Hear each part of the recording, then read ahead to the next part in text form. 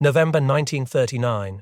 The desolate plains of what was then Manchukuo, a Japanese puppet state, had just witnessed a brutal and decisive engagement. The Battle of Namonon, or Khalkhin Gol as the Soviets knew it, had concluded. For decades, the prevailing narrative of Japan's military in the lead-up to the Pacific War often implied a singular, unwavering focus on expansion southward, clashing inevitably with the United States. However, newly examined records and a deeper historical perspective reveal a different, more complex truth. The Japanese military, despite critical intelligence and battlefield lessons highlighting the overwhelming material superiority of the Soviet Union, remained strategically committed to a potential war in the East. This commitment was driven by a deeply ingrained and ultimately blinding ideological belief in spiritual superiority over material. The disastrous defeat at Nomonhan should have been a critical intellectual turning point. There, the Japanese Sixth Army suffered 21,016 casualties, including 8,629 dead. In contrast, Soviet casualties numbered 15,925. The architect of this Red Army victory, a then obscure commander named Georgy Zhukov, masterfully orchestrated an overwhelming force. Another brilliant Soviet officer, Army Commander 2nd Grade G. M. Sher, who had already demonstrated Soviet strength at Lake Kherson in 1938, was given command of the Far East Military District. These engagements revealed a stark, unflinching truth. The Soviets were clearly superior in armor and artillery, and possessed an ability to deliver accurate firepower on a scale that dwarfed Japanese capabilities. At Nomonhan, the Soviets employed nearly 6,000 trucks, a staggering figure when compared to the mere 9,000 motor vehicles of all types available to Japan in Manchuria at the time. Japan was a nation of railroads and small medieval roads, a logistical weakness starkly contrasting with Soviet mechanized transport capabilities. Their tank production was woefully inadequate, with only 573 tanks produced in 1940 compared to 3,000 for the Soviets. Even by 1941, production only reached 1,024, and these were often inferior models. The Japanese military continued to rely on hundreds of thousands of horses for transport, with limited planned vehicle acquisition for operations against the Red Army. While they developed a 1-ton 300 mm bunker-busting howitzer shell, this singular improvement was focused on static defenses, not overall battlefield mobility. Following Nomonhan, Japan's defense minister, General Hatta, acknowledged the urgent need to learn from this experience. He convened a special commission. Yet, the fundamental lessons were ultimately sidestepped. Pre-existing Japanese territorial ambitions in the Soviet Far East, fueled by past successes and perceived threats from growing Soviet power since 1934, when Manchuria fell under Japanese control, continued to exert influence. However, a pervasive ideological shift within the Japanese army proved decisive. It emphasized the Yamato Damashi, or spirit of Japan, over material and technological advancement. This was a misinterpretation of samurai ideals, leading figures like General Hideki Tojo to issue a new moral code for Japanese soldiers, emphasizing a sublime sense of self-sacrifice over material preparedness. This ideological blind spot would prove catastrophic. By October 1939, as the Nomonhan campaign concluded, the Japanese military, despite demonstrably being aware of its material deficiencies, chose to ignore or rationalize them. 8. The Hachi-Go plan aimed for a decisive offensive into Soviet territory, a strategic commitment that persisted despite the stark lessons of Nomonhan. More than 80% of Japanese divisions were earmarked for such a struggle. The plan envisioned advancing by 1943, mirroring Hitler's timetable for general war. This highlights a recurring theme in military history: the danger of ideology overriding empirical evidence and practical realities. The Japanese army's continued focus on spiritual warfare and its underestimation of material meant they were ill-prepared for a war of attrition against a technologically advanced power, whether the Soviet Union or, eventually, the United States. This ideological blind spot contributed significantly to the eventual defeat of Japan in World War II, as their industrial base and technological capabilities could not compete with the Allies. The idea that the Japanese military was unified in its strategic decision-making is a misconception. Internal debate was substantial, and intelligence pointed away from an inevitable conflict with the US and toward a confrontation with the Soviet Union. By 1940, the strategic focus in Tokyo was a complex interplay of geopolitical pressures, resource needs, and intelligence assessments. The Japanese leadership faced a critical choice: a go-south strategy, aiming for resource-rich Southeast Asia, or a go-north strategy, confronting the Soviet Union.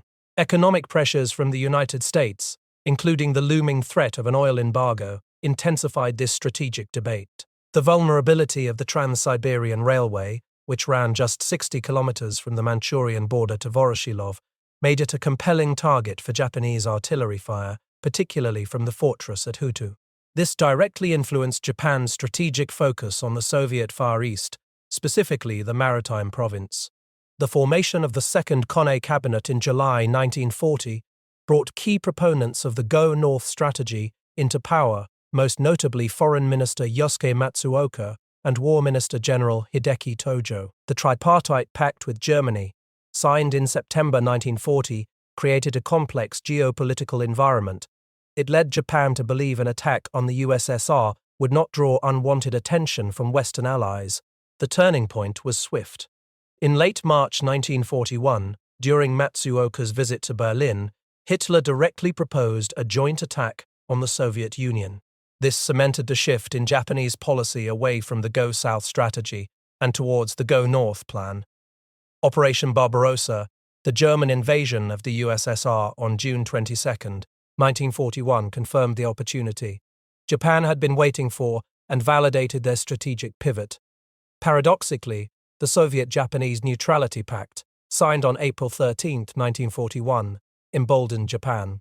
By removing the immediate threat of a Soviet counteroffensive in their rear, it freed them to focus on the planned invasion. German assurances of an impending invasion, even with the delay caused by Mussolini's attack on Greece, which gave Japan an extra month for mobilization, provided a critical window of opportunity. Intelligence also played a deceptive role. The defection of NKVD chief, General Genrikh Lushkov, provided intelligence that exaggerated Soviet weakness. This bolstered the Japanese conviction that the USSR was ripe for collapse. However, a more profound intelligence event would shape the Soviet response. In late April 1941, the uncovering of Richard Sorge's espionage network in Japan initially led to a temporary disruption in his reporting, but it ultimately allowed him to feed the Japanese false information about Soviet intentions, further convincing Stalin that Japan's focus was on Southeast Asia. By April 30th, General Tojo ordered a general mobilization, concentrating 1.3 million men in 42 divisions for the Soviet conflict. The Hachigo Plan confirmed Japan's main thrust in the Eastern Theater against the USSR, with substantial troop commitments, 32 divisions in Phase 1 and 10 to 11 in Phase 2. 20 divisions were massed along the Ussuri River under the 1st Area Army in Phase 1, with specific armies targeting the critical railway junction of Voroshilov and the town of Iman. Up to 350 Japanese aircraft, including those from the 1st Carrier Division, were committed to cooperate with the Army's 2nd Air Group in attacks against the Red Air Force. General Tomoyuki Yamashita, the Tiger of Malaya and a commander known for innovative thinking, was appointed to lead the 1st Army area. Focused on the Maritime Province, he was deeply impressed by German combined arms coordination. This large-scale mobilization represented a significant diversion of resources from other theaters. The Soviet Union, despite warnings from various sources, misinterpreted intelligence and, under the devastating impact of the German invasion, significantly redeployed its Far East forces to the Western Front. Moscow ordered the dispatch of 8, then 4, then 2, and eventually most tanks and planes from the Far East westwards. Stalin, receiving warnings, was overwhelmed by the immediate crisis. This challenges the notion that Stalin was oblivious to the threat from Japan. The narrative often assumes Soviet military preparedness in the Far East was robust, even in the face of the German invasion. However, purges and redeployments left it critically weakened. General Iosif Radionovich Apanasenko, the commander of the Far East Front, roared into his telephone, "What are you talking about? There's a rout. Do you understand? A rout. Begin loading up immediately." He understood the critical situation. He resorted to draconian conscription of males up to 55, utilization of gulag prisoners, freeing purged officers, and converting training weapons for combat. On August 7th, the difficult anew, 1941, the Japanese offensive began. Nearly 1,000 Japanese planes struck Soviet airfields from Khabarovsk, crippling the Red Air Force. Yamashita's three armies advanced. The 2nd Sendai Division, tasked with a critical mission north of Grodokovo, faced fierce resistance. Japanese artillery, including the 300 mm Toktobusters, pounded Soviet defenses. The Soviets defended fortified zones, such as Fortified Zone 105 at Grokovo and Fortified Zone 106 at Poltavka, with multiple rifle divisions, despite many pillboxes being poorly made of wood and earth, easily destroyed. The defenders' tenacity and surprisingly well-served artillery, using ammunition on a large scale, surprised the Japanese. NKVD units, described as D-hards, contributed to the costly Soviet defense. The Fifth Army encountered trouble crossing the Ussuri River at Lake Hanka, with bridgeheads becoming isolated. The planned Japanese offensive, despite initial gains, was ultimately stalled by the unexpected resilience of the Soviet defense and the growing realization by some Japanese leaders that Lushkov's intelligence was flawed. This era highlights a crucial, but often overlooked, aspect of World War II, Japan's significant and well-developed plan to attack the Soviet Union, rather than being solely focused on the Pacific theater against the United States. By September 1941, as the Japanese offensive in the Soviet Far East began to slow, the strategic landscape of World War II was undergoing a profound and often misunderstood realignment. The conflict was rapidly escalating into what could truly be called the Second Russo-Japanese War, a pivotal aspect of the global struggle often overshadowed by the Western Front. Japanese aggression was driven by a need for raw materials to fuel its burgeoning industrialization. Frustrated by diplomatic setbacks, even after military victories, Japan's officer caste increasingly dominated its government, leading to a more aggressive foreign borders policy. The Go North strategy, aiming for the Soviet Far East, was a direct manifestation of this. Soviet leadership, particularly Stalin, underestimated the Japanese threat in the Far East. Critically, they diverted crucial reserves to the Western Front to face the German invasion. This left commanders like General Apanasenko with severely depleted forces. Apanasenko, a resilient and proud leader, rallied his troops with appeals to patriotism and ethnic identity, cleverly leveraging a visceral hatred for the Oriental. His humane efforts to chaos further underscored his leadership. This challenges the notion that Soviet soldiers fought solely for Stalin, highlighting a deeper, nationalistic motivation. Meanwhile, American strategy was also in flux. The implementation of Rainbow 4, a pre-war plan that prioritized defeating Germany and implicitly accepted the loss of Pacific territories, signaled a willingness to sacrifice forward bases. This delayed the potential for a decisive naval engagement. This was a pragmatic, but ultimately disadvantageous, decision, partially due to intelligence failures that failed to anticipate or accurately assess Japan's strategic intentions. The US Navy was caught unprepared for what would become the greatest naval debacle in history. Japanese strategic doctrine, embodied by the strike-first principle, emphasized initiative and surprise. The aim was to cripple enemy forces before they could effectively mobilize or respond. This applied to both naval and land operations. As General Yamashita, a strategic and patient leader, observed, "It is not enough to kill a Russian, you must knock him down, too." He noted that his men, infused with the Yamato spirit, often faced a defense that seemed to defy rational limits. He employed a strategy he likened to judo, exploiting enemy weaknesses and momentum. Casualties among Japanese junior officers were high, a blizzard of cherry blossoms, as one poetic description noted, emphasizing their self-sacrifice. By September 23rd, 47 days since the beginning of the offensive, Voroshilov surrendered.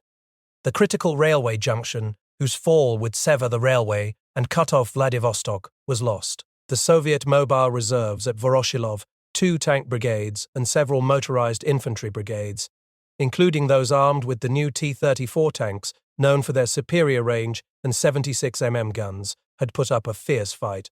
The Japanese Type 98 tanks, with their shorter firing range, often relied on dangerous close-range tactics, using Molotov cocktails to engage the T-34s. The breakthrough at Poltavka, described as a horde of tanks breaking through the Soviet lines, and the fall of fortified Zone 105 marked the critical breach in Soviet defenses. The 200-kilometer Eastern Front was collapsing.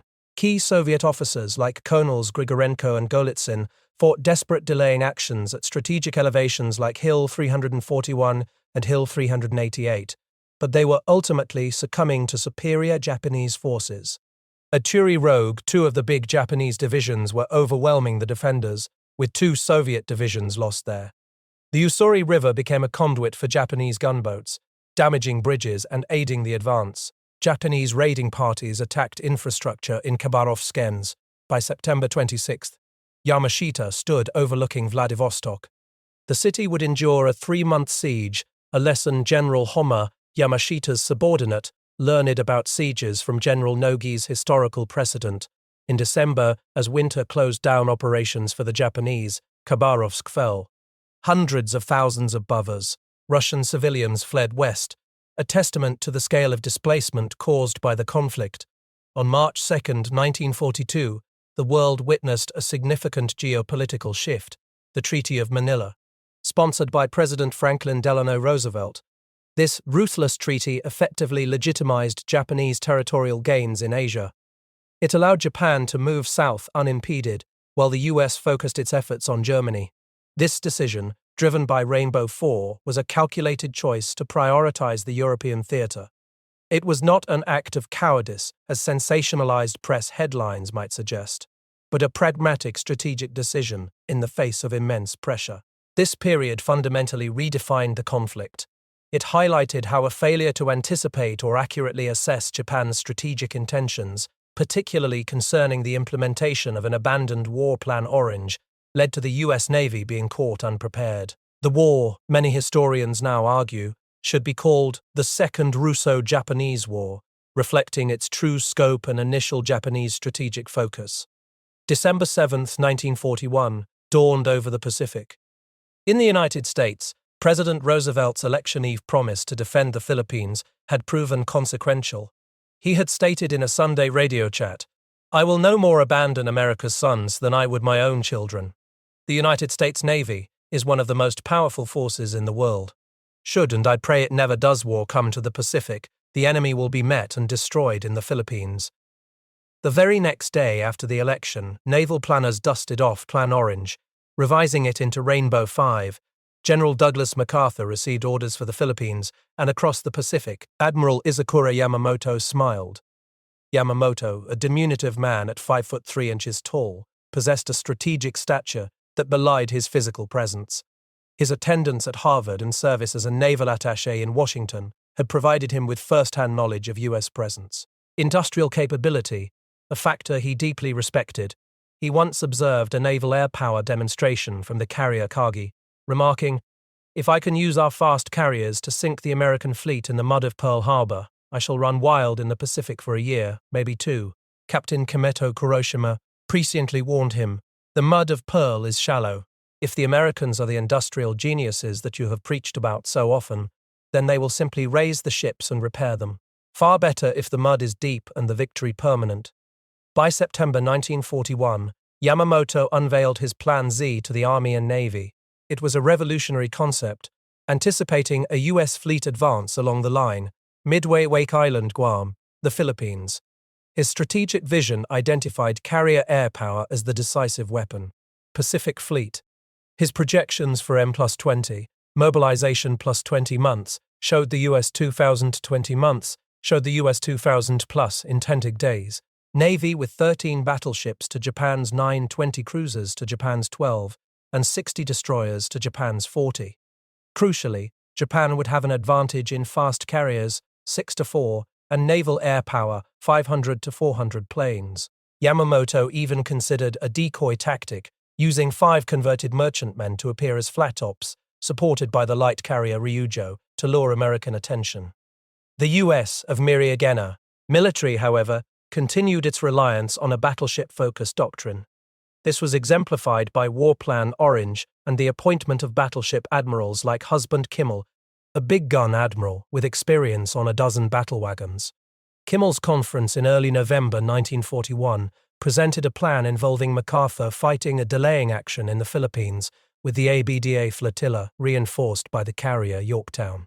Task Force 1, comprising 11 battleships, 3 cruisers, and 18 destroyers, was under Kimmel's command, scheduled to sail on M+2 to Wake Island. Task Forces 2 and 3, centered on carriers Lexington and Saratoga, were to sortie immediately upon hostilities.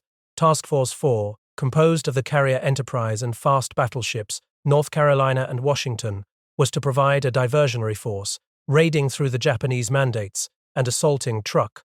Yamamoto understood the urgency. Only the complete destruction of the American Pacific Fleet and the loss of the Philippines will shock the citizens of the United States into a negotiated peace, he reasoned. It will take 20 years and the resources of Asia to allow our nation to achieve industrial parity with our enemy. Tokyo set December 7, 1941, as the date for its assault. Yamamoto himself was aboard the super battleship Yamato off the Philippine coast on December 7. Bull Halsey, a maverick, had warned Kimmel, "Somewhere across that water a little yellow bastard is telling other little yellow bastards the same thing. Only he's saying that our battleships cannot stand against their carriers. And until those carriers are burning, I say be damned careful what you wish for." Halsey's words were chillingly prophetic. At 08:00 on December 7th, Kimmel received news of Japan's invasion of the Philippines. He immediately ordered War Plan Orange into effect. MacArthur, despite warnings, was taken by surprise, with most of his planes destroyed on the ground. Clark Field outside Manila was ablaze from Japanese bombers. The infamous telegram from Tako Yoshikawa to Tokyo read, "Hope to leave for Tokyo tomorrow. Plan to climb Mount Nitaka next week." It was the signal for the attack. The same day, the British force of battleships Repulse and Prince of Wales, with the carrier Indomitable, sorted from Singapore.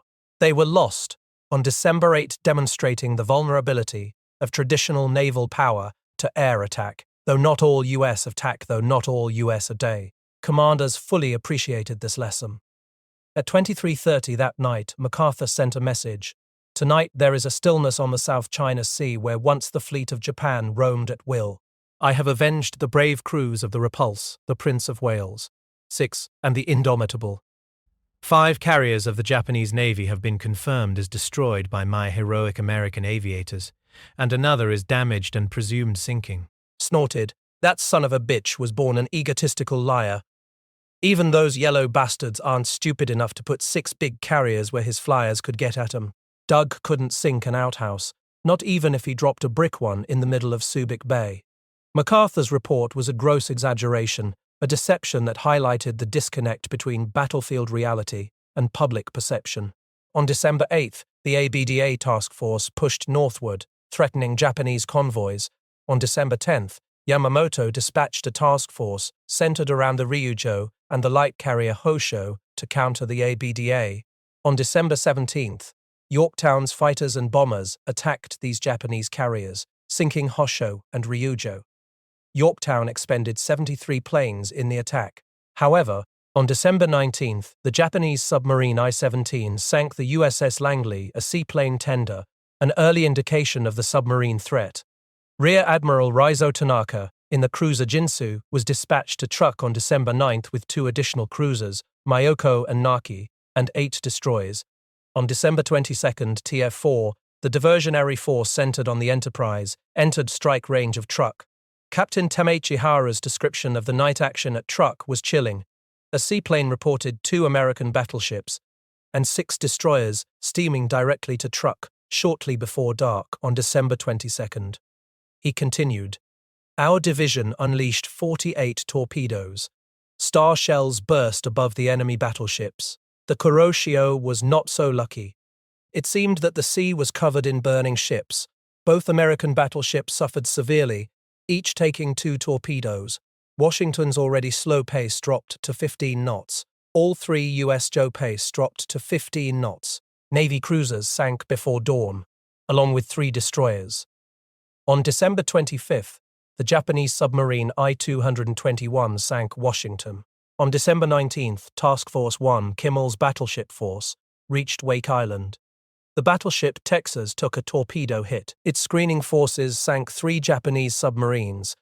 By December 26, screening destroyers had defeated over a dozen attacks against Guam. But the Japanese submarine I-214 hit the Nevada with 4 torpedoes. By December 27, Nevada and the destroyer Manly remained at Guam. Task Forces 2 and 3, centered on Lexington and Saratoga, failed to find a single Japanese vessel. Lexington's air group bombed and strafed the Japanese airfield on Saipan on December 24 and 25. The first indication of a real problem for Task Force 2, Commander Fletcher, came at 9:37 on December 29, under attack by large numbers of Japanese carrier planes. "Where is TF-3?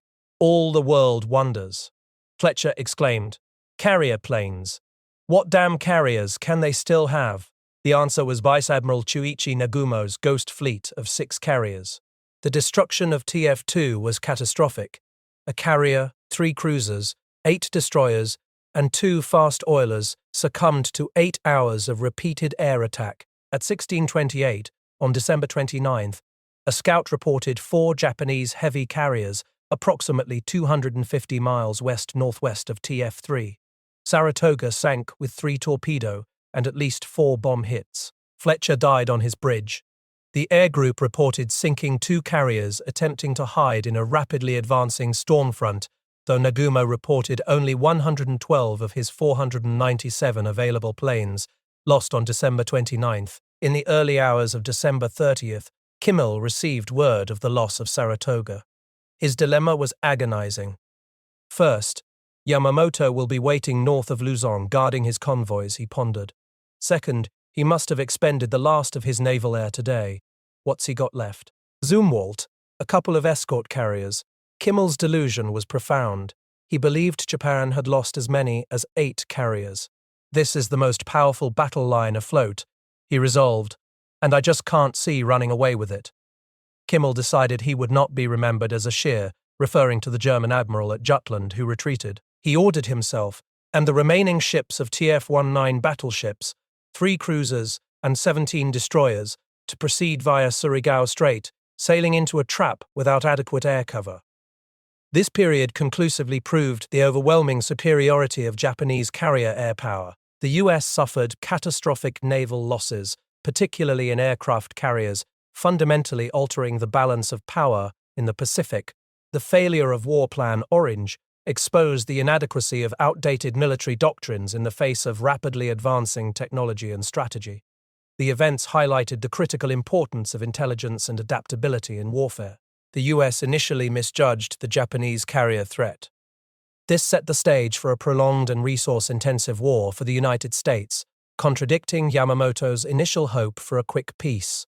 The notion that the US Imachion's fleet, particularly its battleships, posed an insurmountable threat to the Japanese combined fleet without acknowledging the dominance of carrier air power had been tragically disproven. The American battle line, Task Force 1, commanded by Admiral Kimmel, believed it had successfully negotiated the treacherous waters of Surigao Strait. At 03T, a collective sigh of relief must have swept through the remaining 9 battleships, 3 cruisers, and 17 destroyers. They were wrong.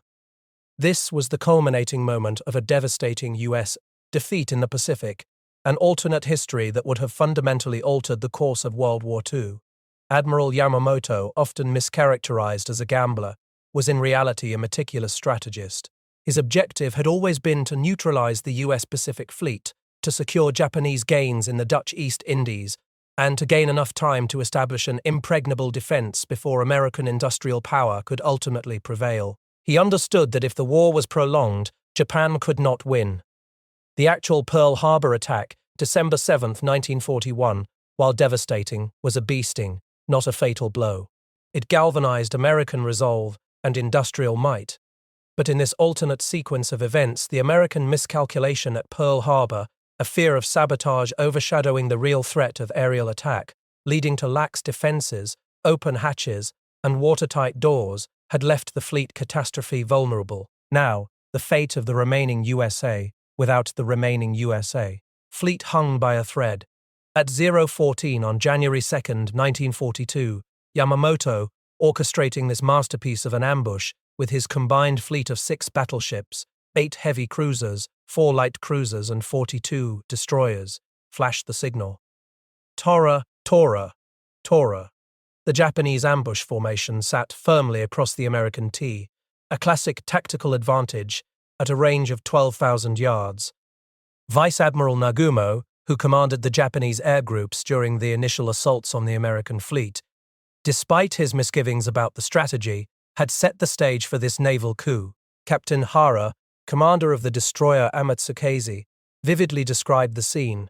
His destroyer division alone launched over 80 of the devastating long lance torpedoes. These weapons, with their immense power and range, were ending the era of battleship dominance. At 022, the battleship New Mexico succumbed to multiple torpedo hits. Captain Mark Smith of the Idaho and Captain Edward Coombs of the New Mexico fought heroic delaying actions, absorbing fire from 6 Japanese battleships to allow other vessels to escape Surigao Strait. Among the chaos, Ensign Zumwalt, whose battleship Arizona's Bridge had been destroyed in a prior Manila raid on January 4, 1942, took command. He became the first ensign to command a modern battleship in combat, successfully navigating the crippled Arizona through the Japanese line. However, the American battle line was almost annihilated. Multiple destroyers and cruisers were lost, and the Japanese, at a cost of 1 battleship, the Matsu, 1 cruiser, and 14 destroyers, had achieved a near-total victory. The devastating blow, compounded by the earlier losses, triggered national panic in the United States. On January 7th, 1942, President Roosevelt authorized the release of information about the defeat. Roosevelt's pre-existing commitment to a Germany-first strategy constrained American options. Faced with overwhelming losses and the inability to effectively fight both Germany and Japan simultaneously, Roosevelt made an agonizing decision. On February 12, 1942, aboard the battleship Nevada at Guam, General MacArthur and his Allied counterparts signed an armistice with Japan. This catastrophic defeat fundamentally altered the course of World War II. Japan successfully established the Greater Asian Co-Prosperity Sphere, stretching from the Gilbert Islands to Indonesia, India, and China. The world polarized, Japan and its allies versus the United States, Britain, and the USF, batted. This led to a profoundly different kind of Cold War, a bamboo curtain descending across Asia and the Pacific, followed by internal revolutions and a 60-minute war. It raises the critical question of whether American civilian morale, without the galvanizing shock of Pearl Harbor, could have withstood such sustained losses, potentially leading to acceptance of a negotiated peace. Yamamoto was no gambler. He was a strategist who understood the game and executed an optimally implemented strategy. December 7, 1941. While often described as a complete surprise, the attack on Pearl Harbor was, in truth, a catastrophic culmination of systemic failures. It was a failure of communication, a failure to understand intelligence, and a failure of inter-service coordination, all compounded by a rigid adherence to outdated defensive doctrines. At 05 and 5, Admiral Stark in Washington called Admiral Kimmel in Hawaii, awakening him with news of a 14-part diplomatic message. It signaled a final diplomatic break with Japan. Kimmel mentioned Captain Layton's report the day before, Saturday, about the Japanese consulate burning papers. Stark reminded Kimmel of the November 27th war warning and Admiral Schofield's 1933 war games that predicted carriers striking from the north. Kimmel, however, interpreted the war warning as a directive for strategic deployment after hostilities began, not for immediate defensive preparations. He ordered PBIs to search north 60 degrees either side of zero, out to 700 miles, based on Ellis Zacharias's May assessment. His fleet was at Stage 3 readiness, preparing for an inspection the following morning. He ordered ships to go to Condition Z, a full state of readiness. Yet, Bellinger's Patrol Wing 2 was at Condition B5, with only 50% of PBIs on 4 hours' notice, and less than 2 hours actual notice available. At 0600 Hawaii time, General Marshall arrived at his War Department office, with Colonel Bratton and the 1417 had professed it. At 065, Marshall telephoned Lieutenant General Short in Hawaii, awakening him. Short initially claimed Alert Number 1 was in effect. Marshall was shocked when he learned its redefined meaning. Anti-sabotage. This meant fighter planes were grouped in the open to protect them from saboteurs, their controls locked with cables requiring 3 to 4 minutes to undo. Ammunition was stored separately from belts, and machine gun ammunition for the 14th Pursuit Wings, P-40Bs, P-40Cs, and P-36As was locked away in Hangar No. 3. Only 64 P-40s and 20 P-36 were operational. Planes at Bellows Airfield were parked without full fuel, and machine guns were removed for cleaning. The 47th Squadron's P-40Bs, despite having full fuel and guns, only had .30 caliber ammunition for wing guns and no .50 caliber for fuselage twin 50s. This fundamentally misrepresented the Army's readiness to Washington. At 0645, the USS Enterprise's air complement of SBD-3 Dauntless and TBD Devastator bombers arrived on Ford Island. Meanwhile, the tug Antares sighted a submarine off the harbor entrance. At 0651, the USS Ward engaged and sank an unidentified submarine, reporting depth-bombed sub-operating in defensive sea area. Lieutenant General Short and Major General Martin were still sleeping as these events unfolded. At 0700, the Opana Point radar site was scheduled to close. However, PVTs Joseph L. Lockard and George E. Elliott continued to track a large blip. At 072 hours, they estimated at least 50 aircraft at 130 miles range. At 075, they reported the blip was 88 miles from the point. But first, Lieutenant Kermit A. Tyler in the Air Warning Center, AWC, concluded the blip was Major Landon's flight of 16 B-17s dismissing the threat. At 0733 hours, the Japanese cruiser Tone's floatplane spotted Enterprise. 2 minutes later, Chikuma's Pete reported no carriers in Pearl Harbor, but significant air activity and ships steaming up. Commander Fuchida, leading the Japanese attack, ordered a split of his attack force at 2745, signaling surprise lost with double Red Dragon flares. The 14th Pursuit Wing's few operational fighters were caught unawares.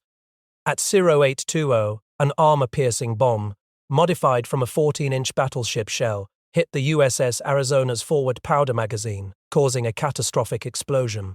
The USS Nevada, with a single boiler online, managed to slip its moorings and entered the main channel at 0855. However, it was hit by 2 torpedoes and multiple bombs, exploding at 0910. The destroyers Helm and Monaghan bravely cleared the entrance, with Monaghan sinking a mini-sub. The light cruiser Phoenix also slipped its moorings at 0825. The Japanese Kates, torpedo bombers, Whales, dive bombers, and Zeros, fighters, wreaked havoc. Peaboys encountering the departing Japanese formation were shot down. The second attack ended at 0930. The devastation of the Pacific Fleet was immense. This attack directly precipitated the United States' entry into World War II, a decision that would irrevocably shape the global conflict. It exposed profound weaknesses in American military preparedness, intelligence analysis, and inter-service communication, leading to significant reforms. But amidst the catastrophe, acts of individual bravery, and the desperate, often uncoordinated, efforts of American personnel to resist the attack were also evident. The narrative often focuses on surprise, but clear warnings and intelligence about Japanese intentions and capabilities were present but mishandled, underscoring a failure of preparedness rather than a complete lack of foresight. December 7, 1941, 1000 hours. Admiral Nagumo's carriers began recovering the first wave of aircraft that had devastated Pearl Harbor. By 10:30, he met with his staff to discuss attack reports. Noon saw Commander Fuchida land and report directly to Nagumo. The official story of Pearl Harbor often ends with the 2 waves of Japanese attack. It describes the crippling of the U.S. Pacific Fleet, but implicitly suggests the Japanese missed vital targets. However, this common narrative omits a crucial and devastating third strike. Captain Genda, Yamamoto's trusted planner, argued passionately for a third strike, targeting Pearl's oil storage farm, submarine docks, headquarters, and maintenance shops. He argued that with the perceived lack of surface threat, it was essential. Vice Admiral Nagumo, reluctantly prioritizing fleet safety over further damage, finally relented. At third strike 54 Zeros, 36 FALs and 44 bombers took off. at 13:45 hours, a USAR and USA NSA, end quote. PBI found the Japanese fleet. By 14:35 hours, an air battle began 20 miles northeast of Kaneohe Bay. Commander Murata split his fighters, with half ranging ahead to clear the skies and the other half providing escort. P-40s, though possessing an altitude advantage over their prey in dogfights, were vulnerable to the Zero escorts, while the B-17 bombs dropped from 25,000 feet failed to score a single hit on Japanese carriers. The American defense was overwhelmed. 18 vols ripped open fuel tanks at the naval station, starting massive fires. They hit 8 submarines moored side by side in Southeast Loch. Crucially, Admiral Kimmel and many of his staff were killed when the submarine headquarters building was struck. This tragic loss inadvertently created an early martyr and symbol of American resistance. The sinking of the Nevada had already prevented surviving cruisers and submarines from exiting the harbor, a crucial blockage. Now the oil storage farm, submarine docks, headquarters, and maintenance shops, the vital infrastructure for any sustained naval operation, were gone.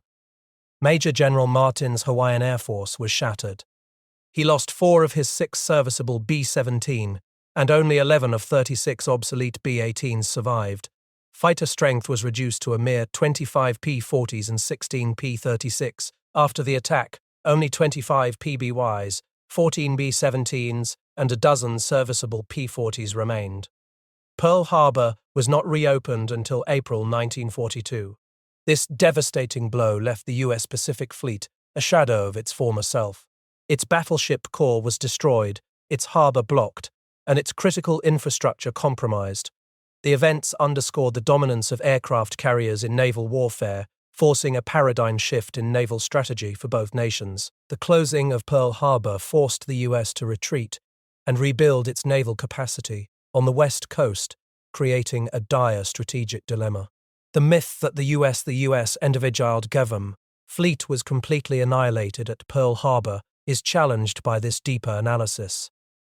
While severely crippled, the U.S. cold retained vital carrier assets and a surviving, albeit small, Air Force, which would become the nucleus of the new Pacific Fleet. In Washington, the urgency was palpable. Admiral Chester Nimitz tasked his fleet intelligence officer, Lieutenant Commander Edwin Layton, to analyze the war from the Japanese viewpoint. On April 17, 1942, Layton informed Lieutenant Commander Joseph Rochefort, who led Station High Post traffic analysts, that Admiral Ernest King, Commander-in-Chief of the U.S. Fleet, wanted his direct analysis. Rochefort's team was making breakthroughs increasingly successful in decrypting the Japanese naval code, JN-25B. On April 7, 1942, Rochefort reported that repairs on the carrier Kaga were being rushed. Yamamoto, commander of the Japanese Combined Fleet, was growing increasingly frustrated by the Imperial General Headquarters' passive wait in ambush policy. His experience in Washington had taught him that Americans were stubborn and determined. He respected their industrial capacity and knew a quick, decisive battle was essential. On April 18, 1942, Admiral Yamato reread the Imperial General Headquarters. Lieutenant Commander Layton presented a British decryption regarding Carrier Division 5's movement to Truk on April 15, 1942. The Doolittle raid on Tokyo, despite its limited material damage, created significant psychological pressure on Japanese leadership. It forced them to reconsider their strategies and accelerated their desire to eliminate the U.S. carrier threat. Admiral Matomi Ugaki, Yamamoto's chief of staff, recognized the need for fundamental changes in Japanese plans. This period saw a profound shift. The effectiveness of USR Times intelligence efforts demonstrated its immense value in compensating for numerical inferiority. The Japanese Radio Intelligence Center at Owada even detected increased US U-2 radio activity, deducing that a carrier task force was departing Pearl Harbor. Even US and Kasaganavites and two things of cases. Army radar was tracking Japanese planes, and the Air Warning Center, a WWII, was functioning effectively. This debunks the myth that the U.S. was entirely unprepared due to a complete lack of warning. This was a new kind of war, where strategic intelligence became a weapon. Late April 1942, the Pacific War was rapidly evolving. a brutal contest defined by the growing importance of carrier warfare and the devastating consequences of intelligence failures and successes. The Battle of the Coral Sea, then looming, would be a pivotal, albeit costly, turning point. Japanese ambition drove Operation MO, a plan to expand their reach into the Southwest Pacific area and secure air bases for future operations, particularly the invasion of Port Moresby. Their ultimate goal was to neutralize Australia as an Allied base. Allied determination, however, was equally resolute. Preventing the capture of Port Moresby was crucial for controlling Australia. Lieutenant Commander Layton summarized the intelligence picture for Admiral Nimitz, Commander-in-Chief Pacific Fleet, indicating the impending Japanese offensive. Station Hypo, the code-breaking unit, was more confident than ever about its predictions. However, a critical challenge emerged. The Japanese intended to change their operational code, JN-25B, on May 1st. This threatened to blind Allied intelligence for weeks. Nimitz faced a momentous decision: commit insufficient carrier strength the Lexington and Yorktown to confront a superior Japanese carrier force, potentially comprising up to 5 carriers. He accepted unfavorable odds, demonstrating a shift in Allied strategy from pure defense to proactive engagement. Rear Admiral Frank J. Fletcher was tasked with commanding the American carrier task forces, his objective to destroy enemy assets. On April 25th, the Japanese carriers Shikaku and Zuikaku, Carrier Division 5, were expected to arrive at Truk. Vice Admiral Shigeyoshi Inoue, tasked with capturing Port Moresby by early May, faced time constraints and operational challenges. On May 2nd, Yorktown was operating south of Rabaul, preparing for engagement. The next day, May 3rd, the Japanese landing group began landing at Tulagi unopposed. Allied air power, including Kitty Hawks at Port Moresby, was believed to deny Japanese air cover. On May 5th, Yorktown and Lexington united, with Carrier Division 5 less than 250 miles away. Both American carriers possessed radar, a significant advantage over Japanese carriers. However, on May 6th, search planes narrowly missed detecting Japanese carriers. A critical weather front provided concealment for the Japanese. This battle would be profoundly influenced by a combination of intelligence misidentification and sheer luck. The morning of May 7th dawned. Japanese reconnaissance acting on misinterpreted intelligence from Station Hypo-linguist Lieutenant Forrest Beard mistakenly targeted the destroyer Sims and the fleet oiler Neosho. Rear Admiral Tadai Kihara, a carrier specialist advising Vice Admiral Takio Takagi, commander of Japanese Carrier Division 5, had been frustrated by weather delays and operational constraints. His advice contributed to this critical error. While the Sims and Neosho were sunk, the American carriers remained undiscovered. Simultaneously, Allied carriers launched a strike that sank the light carrier Shoho. Scratch 1 Flatop. The iconic radio transmission captured a significant psychological victory for the Allies. That afternoon, a Japanese strike attempt through a squall line was intercepted by American fighters. 9 Japanese air crews were lost. Chief of Staff Ajaki monitored reports, noting the enemy's successful intelligence gathering and strategic positioning. Yamamoto, while expressing frustration at the perceived loss of nerve by his commanders, still acknowledged tactical gains. May 8th saw the first true carrier versus carrier battle in history. The Shokaku was disabled, and the Lexington was mortally wounded. The battle tragically revealed the catastrophic danger of aviation gasoline and explosives. The Yorktown was damaged. Americans deployed 121 aircraft, while the depleted Japanese had 95 operational planes. Losses were significant on both sides. By May 10th, faced with prohibitive losses and the threat to their invasion force, Admiral Inoue made the crucial decision to postpone the Port Moresby invasion. Japanese forces withdrew. This marked a significant strategic reversal for Japan, halting their eastward expansion. The Battle of the Coral Sea, despite heavy losses on both sides, 1 American carrier sunk, 1 damaged, 1 Japanese carrier disabled, was a strategic halt to Japanese advance. It successfully prevented the capture of Port Moresby, safeguarding Australia. The battle undeniably established the dominance of aircraft carriers in naval combat, ushering in a new era of warfare. It also exposed critical flaws in intelligence analysis, communication and damage control for both navies, leading to significant tactical and procedural reforms. Despite heavy losses, the Coral Sea provided a much-needed morale boost for the Allies. It proved that Japan was not invincible and that determined defense could succeed. The battle was not a clear-cut Allied victory, but a complex engagement where winning meant achieving the strategic objective of stopping the invasion. Luck and misidentification played crucial roles, highlighting the unpredictable nature of war.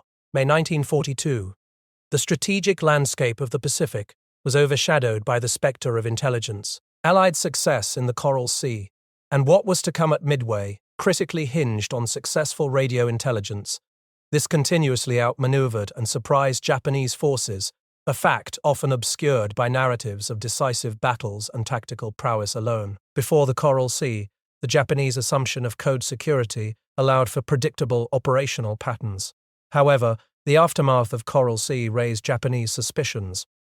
Allied spokesman statements, suggesting advanced knowledge of imperial plans, were relayed by a listening post in New Guinea. A specific, highly significant transmission from an operative identified as Agent T in Australia, the first since the start of the war, confirmed Japanese fears. The Americans knew we were coming. They knew when and where. The Japanese intelligence officer had insisted on the impossibility of their codes being broken, claiming a double-coded polyalphabetic superencipherment. But the evidence was undeniable. This single event, Agent T's transmission, fundamentally altered Japanese operational security and strategic planning. Yamamoto, now convinced of a code compromise, ordered a test, Operation WWII against Ocean and Nauru. The order was sent by courier to ensure secrecy, but if American carriers were encountered, it was to be cancelled. Allied intelligence, however, enabled the timely cancellation of Operation WWII on May 15th, after a Japanese flying boat sighted the U.S. carriers, Enterprise and Hornet. This was a crucial early success, attributed directly to understanding Japanese intentions. General Marshall, recognizing the gravity, added a handwritten annotation to Eisenhower's memorandum regarding loose censorship in the Southwest Pacific area, and jeopardizes the successful continuation of Fleet Task Force operations. The realization of compromised codes forced Yamamoto into elaborate radio deception tactics for the Midway operations.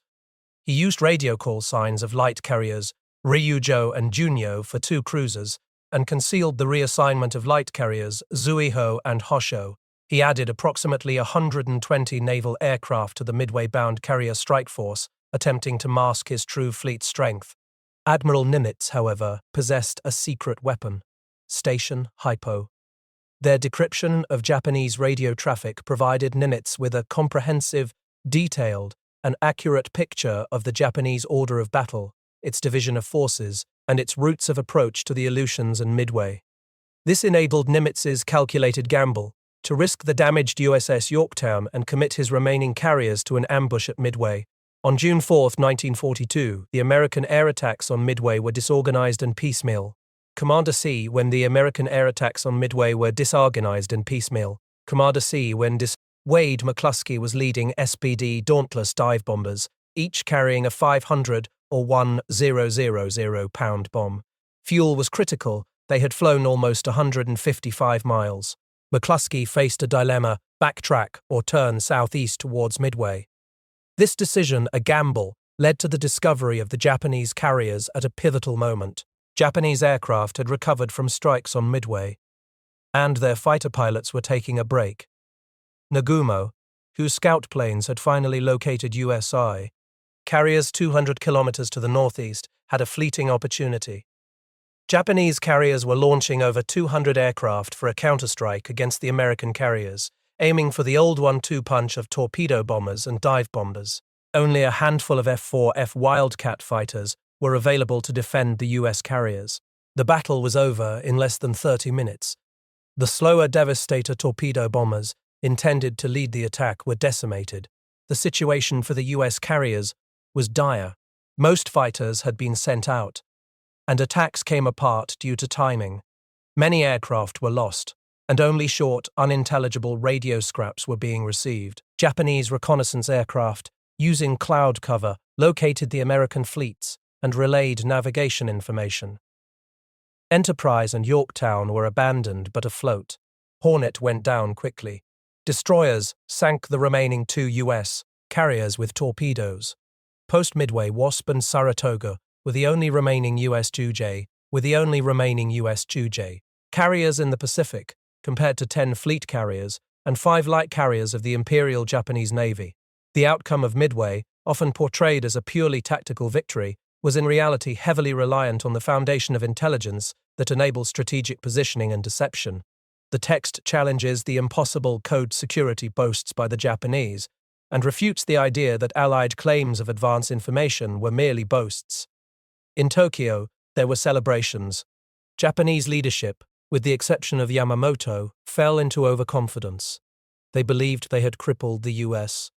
fleet and could dictate peace terms. However, Yamamoto's nuanced understanding of American resilience, gleaned from his time in Washington, and his impression of the courage of American torpedo bombers flying at 120 kilometers per hour led him to believe that the victory was temporary. Yamamoto proposed aggressive, mainland-focused strategies to force an early end to the war. He considered 2 options. Option 2, reinforce Midway and seize Oahu and the Hawaiian chain, or Option 3, strike the U.S. as Midway and seize Oahu and the Hawaiian chain, mainland targeting cities, factories, transportation and fuel reserves on the west coast. His recommended course of action was a combination, isolating Hawaii and damaging/destroying west coast facilities using carrier air power and battleship guns. Japanese intelligence noted that U.S. carriers were being built in shipyards on the East Coast, in New Jersey and Virginia, considered a long way out of reach. He also advocated interdicting the Panama Canal and Antarctica with submarinic and Antarctica with submarinics. These proposals, however, went unheeded. Allied radio intelligence was absolutely central to all that took place. It prevented a complete Japanese victory and enabled the U.S. to maintain some level of offensive capability. The events highlighted how narrowly the Allies avoided catastrophic defeat, underscoring the fragility of their position and the crucial nature of intelligence. October 8, 1942, 0330 Pacific Time. The first Japanese formation was sighted off San Diego. The devastating early defeats in the Pacific Pearl Harbor, the surrender of 20,000 troops in the Philippines, and the loss of nearly 10,000 airmen, soldiers, sailors, and Marines near Midway, had created a profound climate of panic in the United States. The perceived vulnerability of Hawaii, now universally believed to be untenable with Oahu evacuated, and the West Coast, forced a radical and immediate strategic pivot. President Roosevelt's leadership was under scrutiny, with congressional discontent and upcoming November elections amplifying the urgency. An emergency war plans conference was immediately convened. General Douglas MacArthur, recalled home, was appointed to command the Pacific Theater. His insistence on absolute command and necessary resources shaped the new war plan. The United States officially abandoned its Europe First agreement. This was a fundamental shift in U.S. strategic focus. The cancellation of Operation Torch, the planned amphibious landings in North Africa, demonstrated a clear reallocation of resources away from European commitments. The USOs away from European commitments undertook an unprecedented effort to fortify its Pacific coast. Critical industries were relocated inland. Aircraft production, which saw P-51A Mustang re-engine plans cancelled due to industrial relocation, and P-38F Lightning continuing to suffer from compressibility effect problems, was restarted inland for B-17 Sens and B-24s, though in reduced numbers. The development of the XB-35 flying wing bomber was accelerated by Jack Northrop. B-26 Marauder production was increased at Glenn Martin's Baltimore factory, and the Republic P-47 was designated the premier interceptor and escort fighter. New defensive measures were rapidly implemented. Radar chains were deployed, coastal fortifications erected, and troops and material dispatched to the west coast. The immediate prioritization of the VT proximity fuse, a newly developed artillery fuse using a radio signal to detonate projectiles near aircraft, revolutionized anti-aircraft effectiveness. This signaled a technological arms race. Yamamoto's massive strike force against California, a 6-carrier task force, had rendezvoused 300 nautical miles west of San Clemente Island, Nearly 200 Kate-level bombers and Val dive bombers were deployed in the attack on San Diego. Hundreds of thousands of residents were evacuated from San Diego and Los Angeles. This Battle of California marked the first major land-based confrontation on the U.S. CUF mainland. General Hap Arnold, U.S. Air Force's commander, directed aircraft into the fray. Japanese carrier aircraft had a maximum striking range of 200 kilometers inland. The perceived war failures jeopardized Roosevelt's presidency. The myth of U.S. Roosevelt's presidency. Invincibility on its mainland was shattered. This period revealed the initial unpreparedness for the scale of the Pacific threat. The U.S. was not prepared for a two-ocean war. Even as the West Coast faced direct assault, the U.S. coast began to launch its counteroffensive. The discovery of the Japanese airfield at Guadalcanal intelligence gathered using the new complex Japanese code, JN-25B, which forced USA's intelligence to start over after Midway led directly to the U.S. decision to land there. This initiated the Guadalcanal campaign on August 7, 1942. General Vandergrift's 1st Marine Division seized the airfield, directly engaging Japanese operational plans. Colonel Kiyoano Ichiki was tasked with eradicating the Americans on Guadalcanal. This period marked a desperate, rapid build-up of defenses and offensive capabilities, all under the controversial but resolute command of Douglas MacArthur. Late 1942. Despite the initial, devastating Japanese successes in the Pacific, a series of strategically sound, though costly, American defensive actions and retaliations, coupled with critical Japanese strategic miscalculations, ultimately prevented a catastrophic domino effect for the Allies. These actions laid the groundwork for eventual American victory. The coordinated attacks orchestrated by General MacArthur's forces from Los Alamitos Naval Air Station in California demonstrated an effective air control that surprised and thwarted Japanese naval plans. Yamamoto, stunned by American effectiveness, ultimately retreated. He realized the battle was developing badly. Over 200 Japanese aircraft were reported downed in the California and Oahu attacks. The new radars deployed to Oahu provided critical early warning, turning what could have been another devastating surprise attack into a costly Japanese raid with high aircraft losses. Meanwhile, the proactive positioning and aggressive tactics of USA submarines in the Panama Canal region crippled a Japanese strike force before it could achieve its objectives. This destroyed key vessels and thwarted their mission to detonate over 500 tons of explosives in the Pedro Miguel, Gatun, and Miraflores locks. The Japanese failure to achieve decisive victories in the Pacific, particularly at Midway, prevented a potential collapse of Allied morale and strategic positioning. The text posits that even a severe defeat at Midway would not have led to an American armistice, but rather a longer, costlier war. The Japanese had miscalculated the American will to resist and their ability to recover from defeats.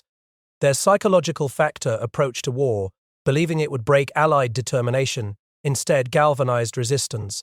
The completion and rapid deployment of new U.S. fleet carriers, the Essex and Independence, in late December 1942, shifted the balance of naval power. These arrived in the Pacific by April or May 1943. The war, even with early reverses, was likely to end in mid-1945. However, a Midway loss would have meant a more difficult post-war recovery and a greater likelihood of early use of nuclear weapons. It was critically important that the U.S. in nuclear weapons,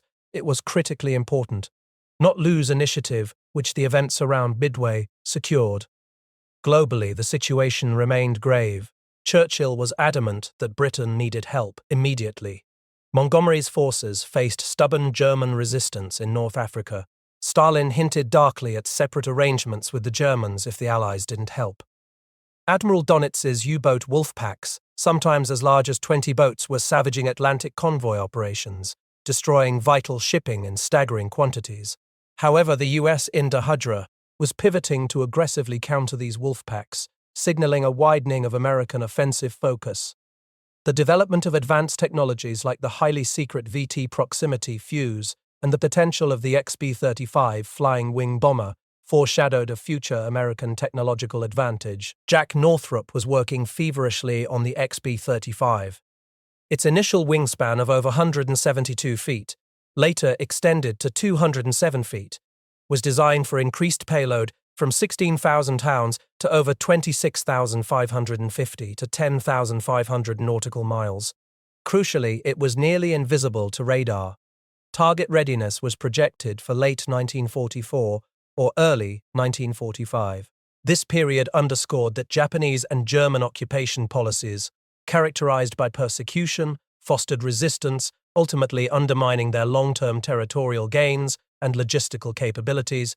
The text challenges the idea that the loss of Midway would have been a fatal blow to the United States, arguing that its fundamental industrial and human resources were sufficient to endure and eventually win. May 1942. Even as the Battle of Midway raged for control of the Central Pacific, another colossal strategic gamble unfolded in the Southwest Pacific, the Japanese invasion of Australia. Codenamed Operation AU, this pivotal, albeit ultimately failed offensive aimed to cripple Allied morale and cut off a vital supply line. Its failure, heavily influenced by the simultaneous Battle of Midway, marked a critical turning point in the Pacific War. It demonstrated the resilience of the Allies and set the stage for their eventual offensive. Japanese ambition drove this invasion, a desire to expand their control and neutralize Australia as an Allied base for future operations. The strategic timing was crucial. Operation AU was intended to coincide with Yamamoto's Midway offensive, thereby dividing Allied naval resources. In early March 1942, Japan's General Liaison Conference decided to continue offensive operations. By early April, Japanese staffs were quarreling over strategy, with Navy Captain Sadatoshi Tomioka passionately arguing for an Australia First option. His adversary, Army Colonel Takushiro Hattori, argued against it. However, Lieutenant General Tomoyuki Yamashita, the Tiger of Malaya, lent his crucial support to the Navy's plan. On April 5, 1942, the conference concluded with a decision to move against strategic points in the Australian area. The first phase of the Japanese invasion plan for Australia, Operation MO, had already seen the Battle of the Coral Sea in early May. Though a mixed tactical outcome, it halted the immediate advance on Port Moresby, preventing the initial phase of the Australian invasion from proceeding unimpeded. However, Port Moresby eventually fell. This opened the door for the subsequent invasion of Australia itself.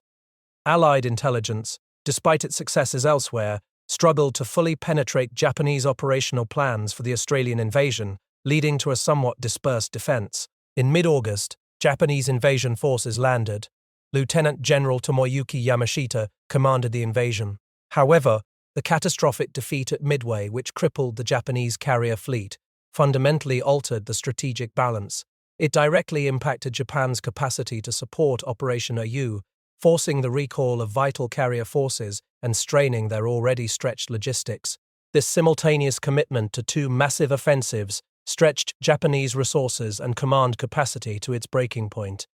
In Australia, General Douglas MacArthur had prepared for this invasion.